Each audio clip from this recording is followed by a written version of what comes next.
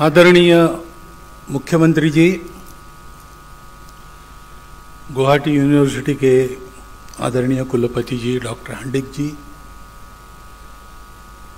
पुस्तक के लेखक मेरे मित्र श्रीमान ननी गोपाल महंत जी, उपस्थित सभी गणमान्य नेतागण, नागरिक सज्जन, माता भगिनी,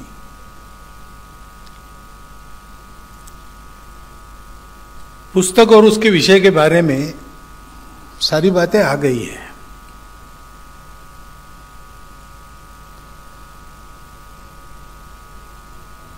CAA और NRC, इसको लेकर जो चर्चा चली उसको विषय बनाकर इस पुस्तक की निर्मित हुई है। एक तात्कालिक बात है।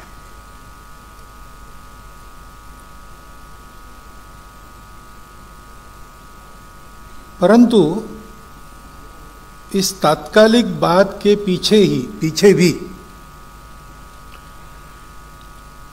एक बड़ा चिंतन है। उसका विरोध होता है, उसके पीछे भी एक चिंतन है। इस कानून को लाया जाता है, उसका समर्थन होता है, उसके पीछे भी एक चिंतन है।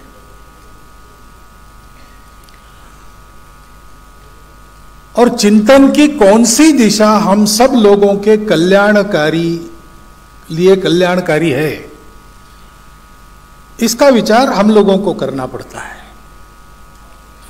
ऐसे प्रसंग मनुष्य जीवन में, दुनिया के जीवन में, अपने देश के जीवन में, अपने प्रदेश के जीवन में आते हैं, जाते हैं। उनके परिणाम अच्छे या बुरे तब होते हैं जब उनका स्वरूप समझकर, उनके पीछे का चिंतन समझकर हम उचित दिशा को पकड़ते हैं। ऐसी पुस्तक ननी गोपाल जी लिखने जा रहे, ये उन्होंने पहले बता दिया था। ऐसी पुस्तक यानी इस पुस्तक में नरेशन क्या होगा, दिशा क्या होगी, ये नहीं बताया था। इस विषय पर वो लिखने वाले हैं, ऐसा उन्होंने मुझे लगभग 2-3 वर्ष पहले बताया था। और उन्होंने कहा था कि आप आइए उसके लिए। तो पुस्तक में क्या होगा इसका विचार किए बिना मैंने उनको हाँ कह दिया था। मुझे पता नहीं था इसमें क्या आने वाला है, लेकिन उनका परिचय होकर कुछ वर्ष हो गए थे, 3-4 बार भेंट हुई थी। उसमें ये ध्यान में आया था कि जो भी वो लिखेंगे वो तथ्यों के आधार पर लिखेंगे, प्रामाणिकता के से लिखेंगे, और जैसे तथ्य है वैसे ही लिखेंगे। तथ्यों को भी कैसे सामने रखना, ये भी एक कला होती है ना, इंटरप्रिटेशन की कला होती है। स्टैटिस्टिक्स के बारे में भी ऐसा कहते हैं, उसका इंटरप्रिटेशन कैसा भी हो सकता है। अभी हमारे संघ के आर्काइव्स में इतने सारे मेरी चित्र वगैरह उपलब्ध है, पहले नहीं रहते थे, आजकल है। तो उसको जोड़ के आपके सामने एक परसेप्शन रखा गया है। वो पूरा सच होगा ऐसा नहीं है, लेकिन है। लेकिन मुझे यह पता था कि यथा तथ्य जैसा दिखता है, जो है वही लिखने का इनका स्वभाव है। और हम लोग सब जो काम करते हैं, संघ का काम करते हैं, हमारे मन में सबके भले की ही भावना रहती है और सत्य पर चलने का संकल्प है। तो तथ्यों में से जो सत्य बाहर आएगा उसको डरने की हमको जरूरत नहीं। इसलिए ननी गोपाल जी रिसर्च करने वाले हैं और उसके आधार पर कुछ लिखने वाले हैं। तो क्या होगा ये पता नहीं, तो भी मैंने कह दिया मैं आऊंगा, और उस प्रकार मैं आया हूं। मैं इसलिए बता रहा हूं कि पुस्तक का एक निष्कर्ष है, वो आपके सामने आ गया है। अब हर बात को लेकर बवाल तो मचाने की पद्धति है ही आजकल, इसको लेकर भी बवाल मचा सकते हैं लोग कि एक ऐसा नया कुछ किया गया नहीं, ये हुआ है। उन्होंने अध्ययन किया है, बहुत कड़ा परिश्रम किया है। ये तो हम जब पुस्तक को आप पढ़ेंगे आपके ध्यान में आएगा। बहुत परिश्रम पूर्वक बहुत व्यापक अध्ययन किया, और इसीलिए अभी तक हमारे सामने कुछ बातें आई नहीं थी अथवा आने दी नहीं थी, वो इस पुस्तक में उजागर हो गई है। और इसलिए उस कड़े परिश्रम के पश्चात निर्भय वृत्ति से, निरपेक्ष वृत्ति से, तथ्यों पर आधारित ये पूरे सीएए और एनआरसी को लेकर उसके पीछे जो चिंतन है उसका एक चित्र उन्होंने आपके सामने रखा है, और प्रामाणिक चित्र है, वो कलर्ड नहीं है। हमारे वो संपर्क में है तो भी हमारे पक्ष में कुछ लिखा जाए इसलिए उन्होंने नहीं लिखा है। उनको तथ्यों से जैसा प्रतीत होता है वैसा लिखा है। और इसलिए अब उस पुस्तक को देखने के बाद भी जैसा उस समय मैंने एक विश्वास से हाँ कहा था, उसी विश्वास से आज मैं कह सकता हूं कि हाँ, इस पुस्तक का मैं पुरस्कार करता हूं।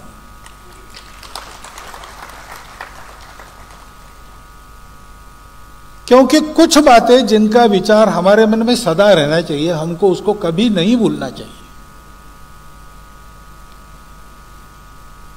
वो बातें इस पुस्तक के कारण उजागर होती है। पहली बात उन्होंने भी कही पुस्तक का परिचय देते समय कि असम की पहचान का विचार ये कितना प्राचीन है और कहां से जुड़ता है। मैं ऐसा देखता हूं कि भारत की प्रत्येक भाषा, प्रांत आदि आदि जो कुछ विविधता है उसका इतिहास उस प्राचीन समय से जुड़ता ही है। तब कैसा था बिल्कुल वैसा आज नहीं होगा, लेकिन वहां से निकला, उसके कारण उत्पन्न हुआ, जिसको व्याकरण में शब्द है तद्भव, ऐसा तद्भव सब कुछ है भारत में।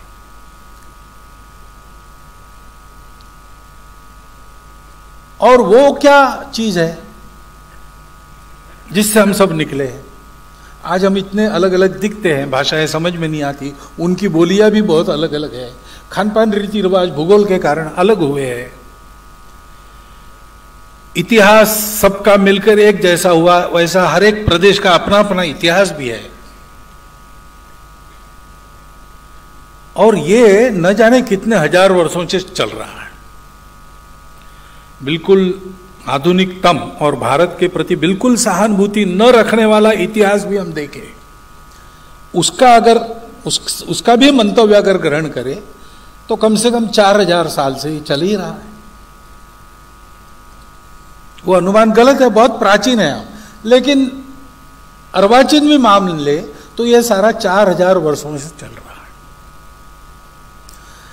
दुनिया में एक भी उदाहरण ऐसा नहीं है कि जिसमें इतनी सारी विविधताएं इकट्ठा 4000 साल चली, बिना झगड़ा किए चली, आपस में मिलजुल कर चली, और सबकी सब कायम है आज भी।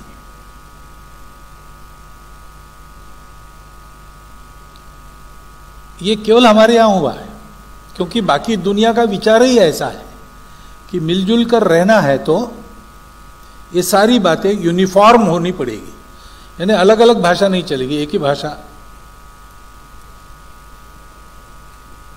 अलग अलग खान पान रीति रिवाज नहीं चलेंगे, एक ही प्रकार के होने पड़े, अलग पूजाएं नहीं चलेंगी, एक ही पूजा होनी पड़ेगी। वो बताने से वो अच्छी बात है, मनवाने से वो अच्छी बात है, मारपीट के हो जाए अच्छी बात है, या फिर ऐसा अलगाव रखने वालों को समाप्त करके हो तो भी अच्छी बात है। ये चिंतन है।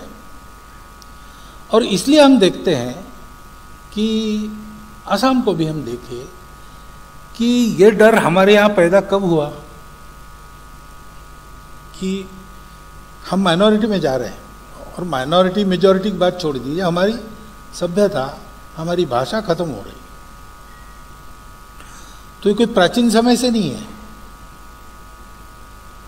अभी बताया कि महाभारत के समय से उल्लेख आता है, तो लोगों का आना जाना तो चला ही होगा। अब यहां महाभारत में अर्जुन के प्रवास का वृत्त मिलता है, यहां पर वैवाहिक संबंध भी उनके बने हैं, तो काफी ये माइग्रेशन चला ही है अपने देश में पहले से है। घुलना मिलना भी हुआ, लेकिन ऐसा डर कभी पैदा नहीं हुआ कि दूसरों के आने से हम खत्म होंगे, और नहीं भी हुए। लेकिन जब ऐसा पड़ोसी आया, ऐसा व्यक्ति आया, ऐसा सोचने वाले आए कि एक होने के लिए एक ही प्रकार आवश्यक है, दो प्रकार नहीं चलते, तब फिर ये खतरे आ गए। क्योंकि सारी जीवन का सारा विचार ही इस पर आधारित है कि जहां भी हम रहे वहां हम डोमिनेंट रहे, हम साथ में रहे, ऐसा नहीं।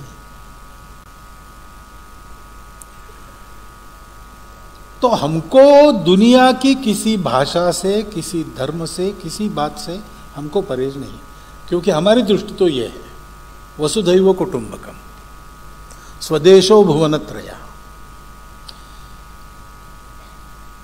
हमारे देश में तो कितने अलग अलग राज्य थे, लेकिन हमारे यहां वीसा पासपोर्ट नहीं था, यात्राएं होती थी, हिमालय से कन्याकुमारी, कच्छ से कामरूप, आना जाना लोगों का चलता था। क्योंकि व्यवस्था के दृष्टि से राज्य है, देश है। हमारा तो पूरा देश है, हमारा तो स्वदेशो भुवनत्रया, ऐसा हम मानते थे, और ऐसा मानने वाले हम सब थे। जब इसमें ऐसा हो गया कि नहीं, ऐसा नहीं है, अगर भुवनत्रय मेरा स्वदेश होना है तो उसमें मेरी ही भाषा चलेगी, मेरे ही भगवान चलेंगे, मेरा ही खान पान चलेगा, तब फिर हमको इस समस्या का परिचय हुआ। ऐसा भी डर रहता है, इसका पता चला। मैं क्यों कह रहा हूं, अभी ननी गोपाल जी ने पुस्तक लिखी है, EBOM के कारण क्या क्या समस्याएं हैं, वह सब प्रमाण उन्होंने सब लिखा है, साधारण लिखा है। लेकिन केवल इतना ही नहीं लिखा है, उन्होंने एक बात लिखी है कि एसिमिलेशन में प्रॉब्लम है। यानी हमारा इसके बाद भी हम लोग क्या सोचते हैं, एसिमिलेशन होना चाहिए, साथ रहना चाहिए, लेकिन यह खतरा नहीं रहना चाहिए।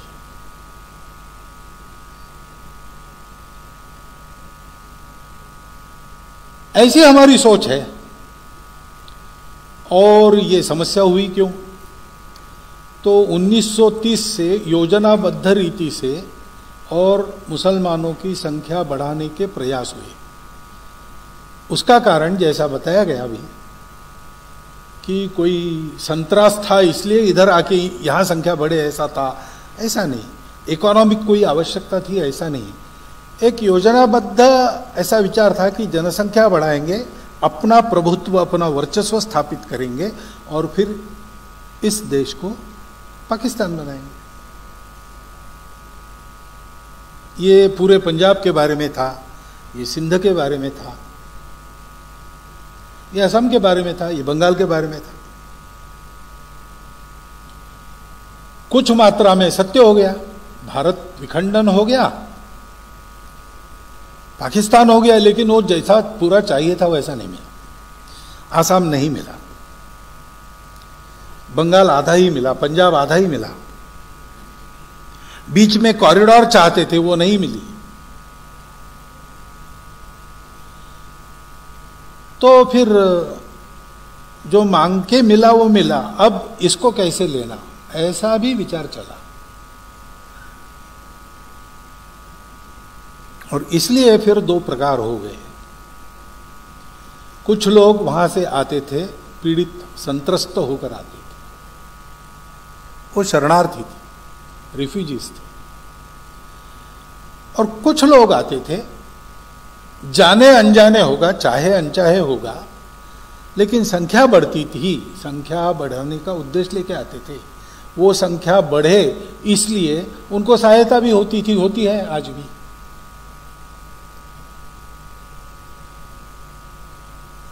और जितने भूभाग पर हमारी संख्या बढ़ेगी उतने भूभाग पर सब कुछ हमारे जैसा होगा। जो हमारे से अलग है वो हमारे दया पर वहां रहेगा अथवा नहीं रहेगा। पाकिस्तान में यही हुआ, बांग्लादेश में यही हुआ, यानी वो भी पाकिस्तानी था तो 4 बार तो बहिर्गमन हुआ ही। जो अलग थे, मेजॉरिटी से जो अलग थे, उनका बहिर्गमन हुआ। कारण कुछ नहीं था, वो अलग थे, यही कारण था। और हम ये अनुभव करते हैं कि ऐसे लोग आकर जहां बसते हैं वहां संख्या अगर बढ़ गई तो जिनकी संख्या कम हो गई उनको सदा चिंता में रहना पड़ता है। ये अपना अनुभव है कि नहीं, भारत का अनुभव है, असम का अनुभव है। फिर भी हमारी वृत्ति क्या है, एसिमिलेशन होना चाहिए। उसके राह में कौन से रोड़े हैं, बस यही एक बात है। क्योंकि हमारे यहां पहले से तो पूजाओं की स्वतंत्रता है, कुछ बिगड़ता नहीं हमको। हम भगवान को एक रूप में देखते, आप किसी दूसरे रूप में देखते, ठीक है। अपने भक्ति में हम पक्के हैं, आपकी भक्ति में आप भी पक्के रहो, हमको कोई दिक्कत नहीं है। भाषा आपकी अलग अलग है, हमको कोई दिक्कत नहीं है। एक दूसरे की भाषा का आदर सम्मान करके हम रहेंगे, एक दूसरे की भाषाओं की सुरक्षा की भी चिंता करेंगे।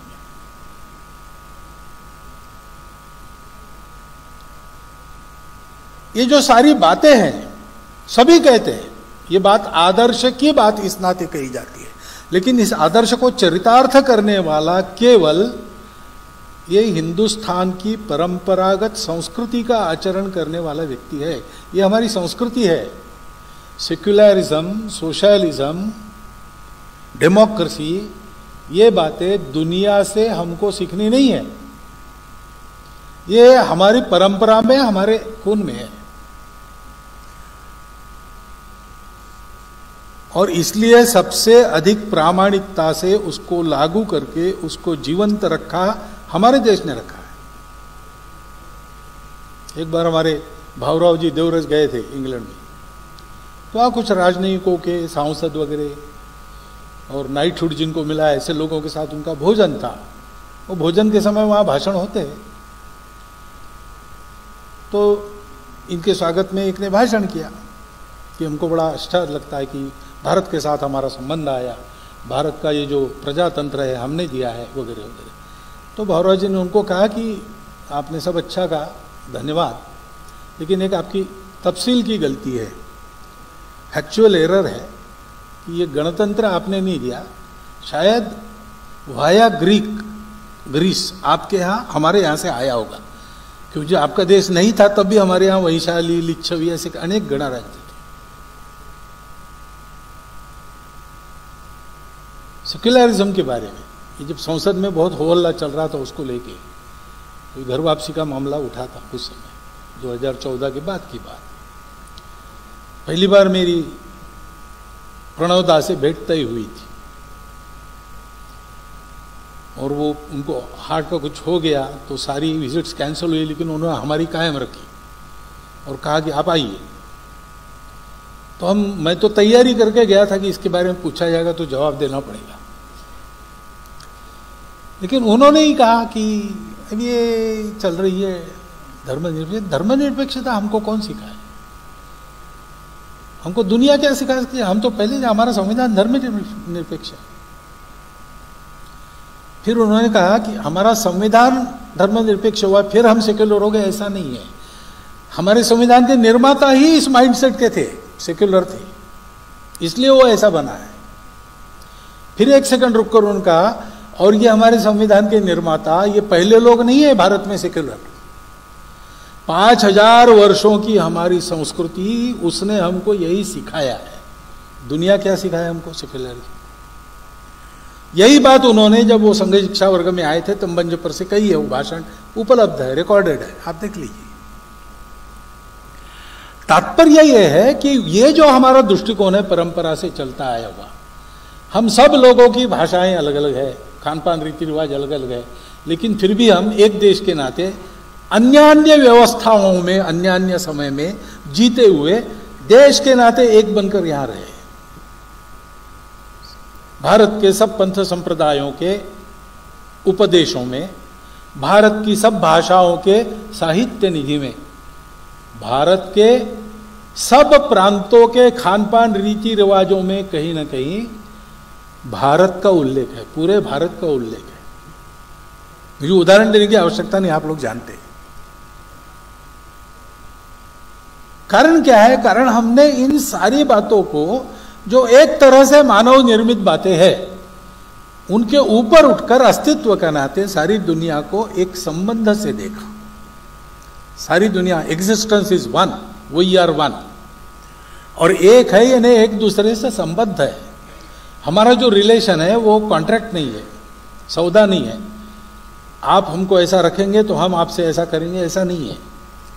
हम एक दूसरे के रिलेटिव है, बंधु है, भाई है। एक दूसरे की चिंता करना हमारा धर्म है। आप कदाचित मेरी चिंता करने के स्थिति में नहीं रहोगे तो भी मुझे आपकी चिंता करनी है, जैसा एक कुटुंब में होता है। और इसलिए हमने इन सब बातों की चिंता की, और इसलिए सिटीजनशिप एक टेक्निकल मुद्दा है वैसे, लेकिन उससे भी ज्यादा आप संविधान में देखेंगे तो सिटीजनशिप राइट्स है। 51A ड्यूटीज है। तो ठीक है, भारत की परंपरा में जाना नहीं चाहिए, सेक्युलर है तो वो परंपरा हिंदुओं की है तो वो बात नहीं करनी है, नहीं तो सेक्युलरिज्म मार खाता है, ऐसा किसी किसी को लगता है। छोड़ो, अपना संविधान देखो। 51A में जितने नागरिक कर्तव्य है,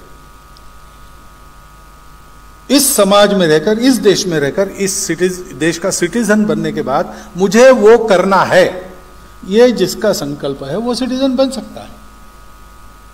समस्या तब आती है जब सिटीजनशिप के राइट्स चाहिए, ड्यूटीज नहीं चाहिए। पुस्तक में यही कहा है। एसिमिलेशंस में प्रॉब्लम क्या है? उन ड्यूटीज के तहत हमको जैसा रहना चाहिए, जैसा बोलना चाहिए, जैसा करना चाहिए, वैसा करने की वैसा हमारा मन नहीं है, लेकिन हमको चाहिए। तो ये तो हमारी भोग भूमि नहीं है, ये तो हमारी कर्म भूमि है, ये कर्तव्य की भूमि है। यहां रहने वाले प्रत्येक का इस भूमि के प्रति, इस समाज के प्रति कर्तव्य है, और वो उस संस्कृति ने निर्धारित कर दिया है। वो किसी पंथ संप्रदाय पूजा पर आधारित नहीं है, उसमें सब चलता है।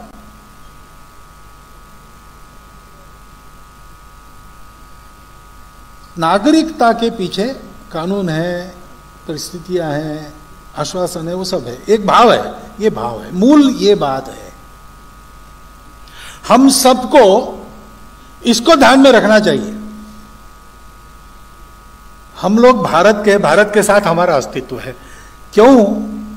Not due to geopolitical conditions. इतने लंबे साहचर्य में हमने ये जो दृष्टि है उसको अपनी जीवन दृष्टि बनाया है, परंपरा से बनाया है। हम अब उससे अलग तय करके भी नहीं हो सकते, क्योंकि हमारी भाषा, हमारी परंपरा, हमारी पूजा, हमारा सब कुछ उस परंपरा में पूरा का पूरा सन गया है। उसको छोड़ के वो हो नहीं सकता। क्या महापुरुष शंकरदेव और भक्ति साहित्य को छोड़कर असमिया की कल्पना की जा सकती? ऐसा नहीं होता है। हर बात में वो काम करता है। जैसा कहा आपने मुख्यमंत्री जी ने कि संविधान भी बनाने के पीछे कोई माइंडसेट है, कोई संस्कृति है, और इसलिए उसके साथ एक रूप रहना। संविधान के 51A की सारी बातें अगर आप देखेंगे तो आपको ध्यान में आएगा कि उसमें यही कहा गया है। उसकी तैयारी चाहिए। फिर दूसरी बात आती है, भावभूमि पक्की होने के बाद उसके आधार पर विचार करते हैं तो इतिहास क्या है। इस पुस्तक में उसका पूरा सब प्रमाण अत्यंत तर्कपूर्ण और सत्य वर्णन है। अब CAA NRC ये किसी भारत के नागरिक के विरुद्ध बनाया हुआ कानून नहीं है। भारत के नागरिक मुसलमान को सीएए से कुछ नुकसान नहीं पहुंचने वाला।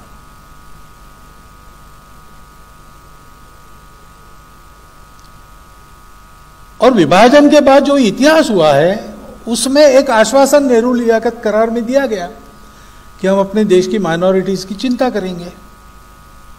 हम आज तक उसका पालन कर रहे हैं, पाकिस्तान ने नहीं किया। और इसलिए उस समय भी हमारे लोगों ने सोचा, उसके पहले कॉन्स्टिट्यूएंट असेंबली में भी सोचा कि सारी जनता अंग्रेजों को यहां से निकाल देने के लिए जो लड़ी वो इस कल्पना से कि पूरा भारत एक स्वतंत्र देश होगा। लेकिन आ गया विभाजन। विभाजन मान्य करते समय कोई सार्वमत नहीं लिया गया। उस समय सार्वमत लेते विभाजन को मान्यता मिलती ही नहीं। लेकिन नेताओं ने निर्णय कर दिया, जनता ने उसको मान लिया। लड़े नहीं थे उसके लिए, फिर भी मान लिया। मान लिया तो उस निर्णय को मानने के कारण जिनको बेदखल होना पड़ता है, आज तक होना पड़ रहा है, उनका क्या दोष है? उनकी कौन चिंता करेगा? इसलिए उस समय के हमारे सभी लोगों ने कहा है, जैसे असम के उस समय के नेताओं ने कहा है, वैसे अन्य प्रदेशों के लोगों ने भी कहा कि भाई हमारा ये नैतिक दायित्व बनता है, क्योंकि हम कभी ऐसा विचार नहीं करते कि जो हमारे जैसे और हमारे मानने वाले हैं वही जिए, जो नहीं है ऐसे उनका क्या होता है, जो भारत के वही जिएंगे। अब पाकिस्तान में रह गए, वहां से दुर्दशा हो रही, होने दो, हमारा क्या है? ऐसा नहीं है। हम तो वहां पर आपत्ति आती है तो भी सहायता भेजते हैं। आज भी हमारे जो प्रताड़ित होकर अंदर बंधु आए उनकी तो बात छोड़ दो, वहां के वहां बसने वाले जो इधर नहीं आएंगे उनको भी अगर कोई आसमानी आपत्ति डराती है तो हमसे जो होती है सहायता हम करते हैं। पड़ोसी देशों को कितने बार की है, वहां भी करेंगे। और इसलिए वो एक वचन जो अभिवचन मिलते आ रहा है उसकी पूर्ति सीएए से होती है। जो प्रताड़ित होकर आते उनका नाम है उसमें, जो प्रताड़ित होकर नहीं आते उनका नाम नहीं है। एनआरसी का भी ऐसे ही है। प्रत्येक देश में होता है भाई, अपने देश में जो रहने वाले हैं उसमें अपने देश का नागरिक कौन है, जानकारी की बात है ना। वीसा लेकर गेस्ट के नाते आए हैं और घूम फिर रहे हैं, कौन है? जहां बोल रहे हैं वहीं घूम फिर रहे कि नहीं, अता पता रखना ही पड़ता है। हर सरकार को रखना पड़ता है, दुनिया में हर सरकार को ये रखना ही पड़ता है। और बिना अनुमति कौन आए हैं, उनका क्या करना ये बात की बात है, लेकिन कौन है ये तो पता चले। तो अपने देश के नागरिक कौन है ये जानने की अनेक पद्धतियां है, उसमें एनआरसी एक पद्धति है। ये किसी के खिलाफ नहीं है, परंतु बात जब जाती है, क्योंकि जाना ही है उसको, सरकार करेगी ये सब, तो ये पॉलिटिकल डोमेन में जाएगा।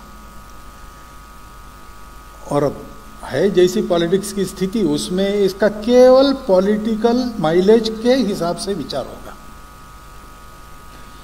अथवा उसी को हवा देने के लिए कुछ लोग सीधा इस नैरेशन को कम्युनल लाइंस पर लाके लोगों में डाल देंगे। देखो, हिंदू मुसलमान बना दिया इन दोनों विषयों को। हिंदू मुसलमान उनका विषय ही नहीं है।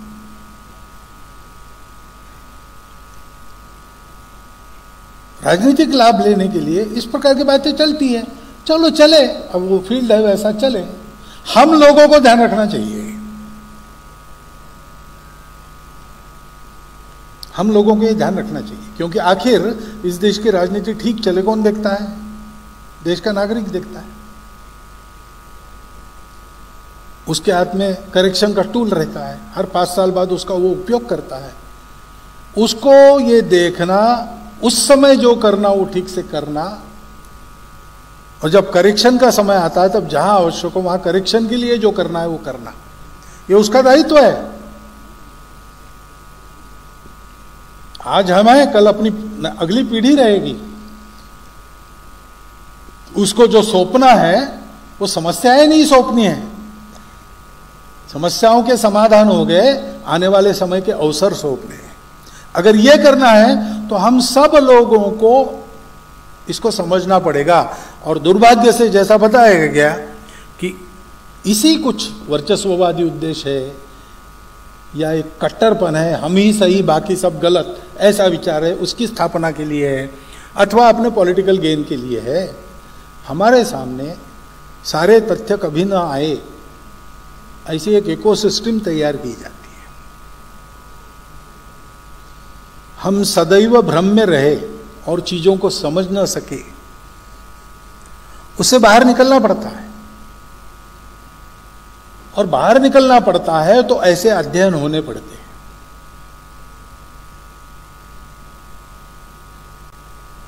ऐसे अध्ययनों का अध्ययन हमको करना पड़ता है। विषय उसकी समग्रता में, उसकी पूरे पृष्ठभूमि में, भविष्य में होने वाले उसके परिणामों के अनुमान के साथ समझना पड़ता है और फिर अपने कर्तव्य का निर्धारण करना पड़ता है।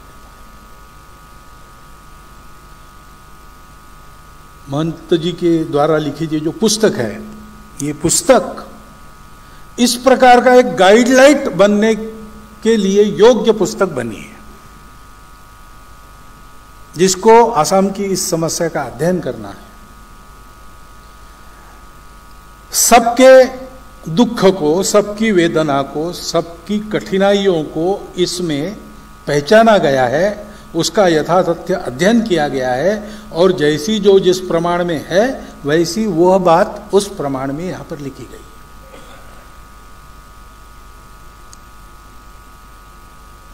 दिशा का स्पष्ट निर्देश है, समस्याएं तो है और मात्र दिशा अचूक होने से सारी समस्याओं का उसी क्षण निदान होगा ऐसा नहीं, उस दिशा में चलना पड़ता है। चलते समय समय का जो पथ है उस पथ में कुछ आता है, उसके उत्तर देने पड़ते हैं। लेकिन सब हमारे हैं, हम सबके हैं और हम सबको साथ रहने के लिए एक दूसरे को समझकर एसिमिलेट होना है। इस भाव से हम सब साथ रहे और इस प्रकार के साथ रहने की सारी विविधताओं को सम्मानित रूप से मान्य करने की मानसिकता को लेकर, जो अपने भारत की पुरानी मानसिकता है, जिसके प्रकाश में हमारा सारा विचार चलता है और आगे कदम बढ़ते हैं, उसको लेकर हम चलेंगे। ऐसा चलते रहे तो बाकी सारी समस्याओं का भी मिलजुल कर बैठकर हल निकालने में हम सफल हो सकेंगे। केवल उसको कुछ ऐसा रंग देके वैसा रंग देके स्वार्थ की दृष्टि से, वर्चस्व की दृष्टि से देखा तो उसमें से हल नहीं। वो समस्या चलती रहेगी और समस्या के आधार पर जिनका जो चलना है वो चलता रहेगा, दुकान चलते रहेंगे। हमको पूरे देश को चलाना है, आगे बढ़ाना है।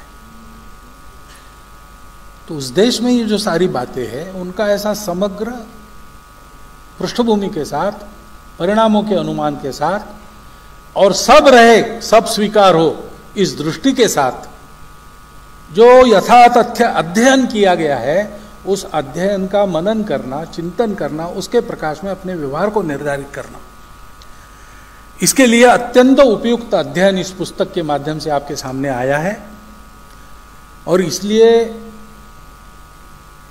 फिर एक बार मैं इस पुस्तक के निर्माण के लिए डॉक्टर ननी गोपाल महंत जी का हार्दिक अभिनंदन करता हूं और आप सबको अनुरोध करता हूं कि इसको विस्तार पूर्वक पढ़े, इसका एक एक शब्द समझ लें। तो आपको हम यहां बैठे आसाम में, हमारे सामने क्या क्या है और हमको क्या क्या करना चाहिए, इसका अनुमान हो जाएगा। इतना ही नहीं तो एक राष्ट्र के नाते हमारा पूरा भारत, उसका विचार कैसा हो, उसकी पृष्ठभूमि क्या है, उसका आगे चल बढ़ने के लिए कैसा जाना पड़ेगा, इसके बारे में भी आपका विचार तथ्यों के आधार पर, किसी झुकाव के आधार पर नहीं, ऐसा बनेगा, उसके लिए मदद होगी। इसलिए इस पुस्तक का व्यापक प्रचार प्रसार होना चाहिए। हम लोगों को इसको खरीद कर पढ़ना चाहिए।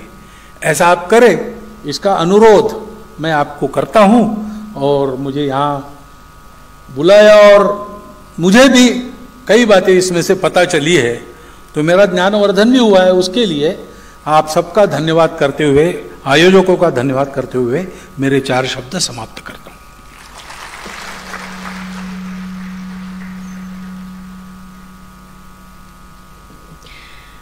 We express our deep gratitude to Param Pujaniya Sarsangh Chalak ji for always inspiring us and motivating us with his words and his work. Well, ladies and gentlemen, we have almost come to the end of the day's ceremony. Kholagor Khorai Agbarhabolo, etia ami binomro onurod janaisu Dr. Gargi Hoikya Mohanto Dangoriani.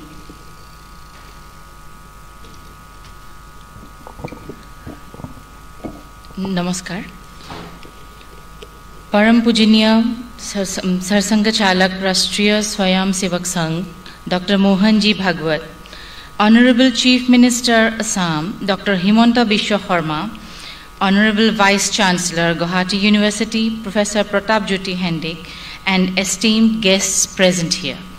We express our deep gratitude and regards to Param Pujaniya Sarsangh Chalak ji, Rashtriya Swayam Sevak Sangh, for having agreed to come here all the way and bless us on this occasion.